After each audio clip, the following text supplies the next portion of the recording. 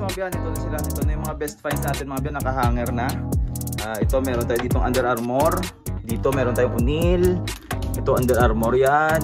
Ito Speedo, North Face, Adidas. Kuha natin medyo pricey na 9.5 na mga biyan. Dito may mga vintage tayo mga biyan.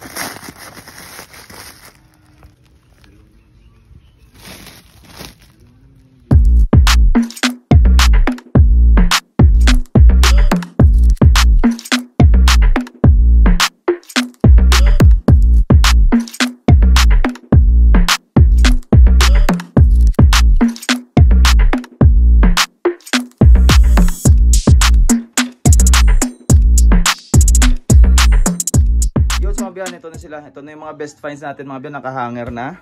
Ito meron tayo ditong Under Armour. Dito meron tayong O'Neill. Ito Under Armour yan.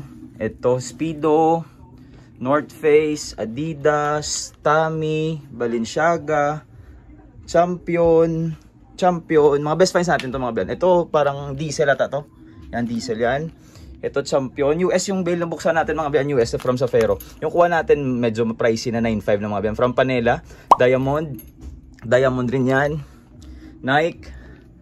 Nirvana. RVCA. Puma. Vans. At saka North Face. Meron pa mga biyan. Meron pa. Dito may mga vintage tayo mga biyan. Orioles yan. Logo Athletics.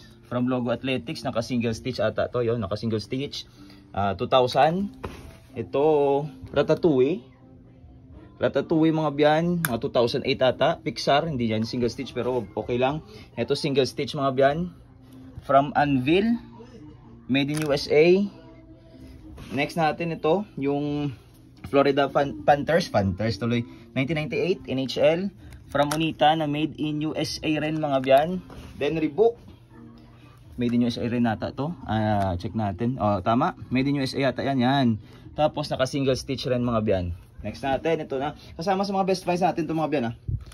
Medyo madami-dami rin ito. Meron tayong Star Wars. Sineperate ko lang yung magagandang print mga biyan. Ito meron pa tayong Adidas. Disney ata ba to? Disney. Yan. Avengers. Ito yung pwede nating ibenta ng 100 to 250, 300. Yan. Ito sila mga biyan. Pinaseparate ko lang. Siyempre, ipapakita ko rin sa inyo yung mga bagsak presyo na natin. Yung pwede nating ibenta ng bundle. 300, 50 pesos isa. Range yan na Harry Potter. Yan. Tom Brady. NFL team. Team NFL. Ito from Jeep, mga biyan. Pinaseparate ko lang. Decathlon. Ito medyo bacon lang pero polo yan. Greg Norman, USA, Hogwarts, Michigan State. Ito jerseys. Sineperate ko lang kasi nagaganda na ako sa kulay. Kahit plain siya. Chapman Training Complex, Red Sox Irish from Majestic. Ito Air Force. Sineperate ko lang kasi solid rin. Ito, ganda rin mga biyan, no? Disney. Ganda, no? Parang sketch yung design niya. Avengers, ano ba to? Joffrey Bean, large size, plain. Dallas Cowboys. Ito, pinaseparate ko kasi okay rin yung quality niya. Same rin ito. Ito rin. Giants, medyo manipis lang pero okay pa yan. Yan. Hollister, yung issue yan mga crack lang. Minor crack sa likod. Then, yan o. Ito last to. Hoodies Hawaii. Sineperate ko kasi ganda ng bakit niya mga biyan. Tapos itong Reebok. Vintage ba ito? Hindi. Yung Reebok mga biyan. Yun. So i-flex ko sa inyo yung mga bagsak presyo na natin. Yun sa mga biyan, ito yung mga plain natin. Yung plain natin mga biyan, bibenta ko lang ng 50 yan. Yan yung mga plain natin mga biyan. Oh. Yan. Yung mga nakahanger ko pala mga biyan, nasa 61 pieces yun. So yun yung pwede nating ibenta ng 150 to 300. Max yung 300 para sa akin ha. So yung naiwan, 250 pieces pala all in all, 250 pieces lahat mga biyan. Dito yung nakalagay dito, pwede kong ibenta ng 50 to 100 mga biyan. Yan.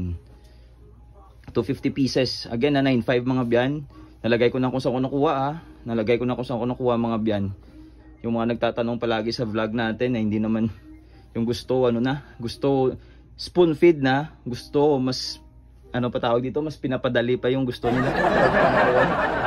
Nasa vlog na yung kung saan natin nakuha mga biyan. Huwag na kayo mag-comment na sino ba yung supplier. Nasa vlog na mga biyan. Kung magkano, nasa vlog na. Okay? Yan, yung mga plain natin, dibenta ko na lang ng 50 pesos yan mga biyan isa. Kasi based na sa experience, pag ginawa mong 100 to, walang bibili sa'yo. Kahit na i-bundle mo pa yan. Yan yung mga design natin. Oh. Yan, pwede natin ibenta ng 100. Depende. Depende sa market natin. Pag okay yung internet, madali lang itong ibenta. Pag pangit yung internet, dyan tayo medyo nahihirapan mga biyan. Yan, dyan sila. Yan yung mga pwede nating ibenta ng 50 to 100 pesos mga biyan. Do the math na lang. Kung sa tingin nyo makakabawi ba tayo. Para sa akin, okay na to mga biyan. Actually, yung presyo nito noon, nasa 7.5 plus tie-up. Ngayon, wala nang tie-up. Ginawa na nilang 9.5. Yung class A mga biyan, nasa 13.2 na. Walang tie-up. Noon, 9.5 lang. May tie-up. So, medyo tumaas yung presyo, pero wala ka nang problemahin na tie-up mga biyan. Yan sila. Ito naman yung ibabagsak presyo na natin.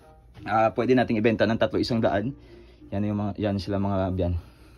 Sineperate ko na. Yung mga print, crack yung print. Yan. Yan yung mga style mga biyan. Konti lang yung plain. Konti lang yung plain mga biyan. Dito same rin. Pwede nating ibenta ng 50 pesos yan. Depende sa market. Depende sa market kasi sa live naman natin, pwede naman tumawad eh. Yan. Yan sila mga biyan. Ganda pa, ang ganda ng class B lang to mga biyan Class B lang pero okay na. Okay na. Nakabawi tayo sa mga best finds natin. Pero depende pa rin yan sa market natin, depende pa rin yan sa pagla-live selling natin. Pag mahina yung internet mga biyan, medyo pahirapan yung pagbenta. Pero kung okay yung internet, maraming viewers, medyo okay lang. Medyo kaya to mapaubos. So matagal-tagal naman tayong hindi nakapag t-shirt. Mga 2 weeks na ata, 3 weeks. Last na t-shirt natin mga biyan, yun yung mix eh. Japan yun. So ngayon US mga biyan.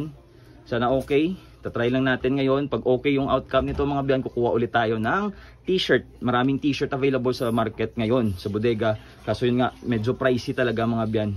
Medyo pricey. Pero sige lang. Sige na natin. So yan mga biyan, yan na sila. 250 pieces all in all yan mga biyan, 250 pieces. Sama na yung mga nakahanger natin mga biyan. Tapos yan So sana nabigyan ko ng idea. Peace!